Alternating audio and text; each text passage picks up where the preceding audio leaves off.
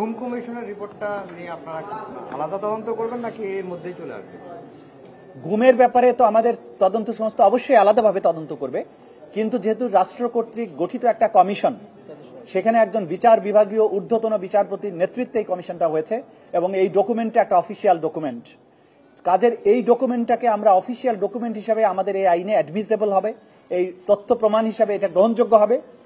এর বাইরেও এই কমিশনের তদন্ত রিপোর্টের বাইরেও আমরা নিজস্ব তদন্ত সংস্থার মাধ্যমে এই বিষয়গুলোর ব্যাপারে আরো ফার্দার তদন্ত করব এবং অকাট্য রূপে আমরা আদালতের কাছে প্রমাণ করব যে গুম সংক্রান্ত যে অপরাধ, মানবতা বিরোধী অপরাধ, তার সাথে আমাদের এই ট্রাইব্যুনালের মামলার যারা জড়িত আসামি আছেন তাদের সম্পৃক্ততাগুলো অকাট্য রূপে প্রমাণ করার জন্য আমরা আরো নিজস্ব ব্যবস্থা গ্রহণ করব।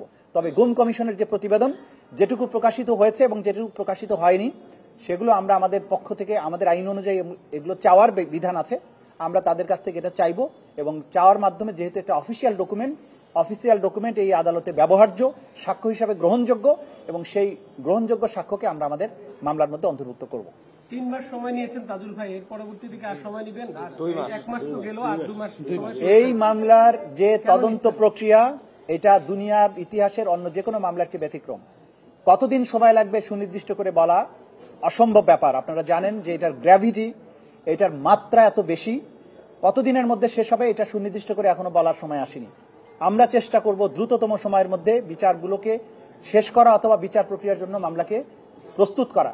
এটা আমাদের জাতীয় প্রায়োরিটি এবং এই ট্রাইব্যুনালের সাথে সম্পৃক্ত আমরা যারা আছি, প্রসিকিউটরস, ইনভেস্টিগেটরস, তারা দিনরাত খাটাখাটনি করছেন, পরিশ্রম করছেন। আমরা চেষ্টা করব জাতির যে এত বড়, জাতির এই জনতার উপরে, ছাত্র জনতার উপরে এবং সাধারণ মানুষ, রাজনীতিবিদদের উপরে যে নির্মম অত্যাচার করা হয়েছে গত 16 বছরে, এই বিচার যাতে দ্রুততম সময়ের মধ্যে দেয়া যায়, মানুষকে আমরা একটা প্রশান্তি দিতে পারি যে তাদের স্বজন হারানোর বেদনা, তাদের উপরে সংগঠিত যে নির্যাতন নিপীড়নের বিচার সম্ভাব্য দ্রুততম সময়ের মধ্যে হয়েছে, এই ব্যাপারে সচেষ্ট আছি। কিন্তু এটাও পাশাপাশি মনে রাখতে হবে যে যেহেতু ক্রাইমস এগেইনস্ট হিউম্যানিটি এবং এটার বিস্তৃতি সারা বাংলাদেশ জুড়ে, এটার সাথে হাজার হাজার মানুষ জড়িত, এই তদন্ত শেষ হতে একটা যুক্তিসঙ্গত সময় লাগবে। আমরা যত সায়েন্টিফিক প্রসেস আছে সেগুলো ব্যবহার করছি, মামলাগুলোকে এমনভাবে নিয়ে আসছি যাতে করে কিছু মামলা অন্তত তাড়াতাড়ি শেষ করা যায়, সেগুলোর ব্যাপারেও আমরা সচেষ্ট আছি।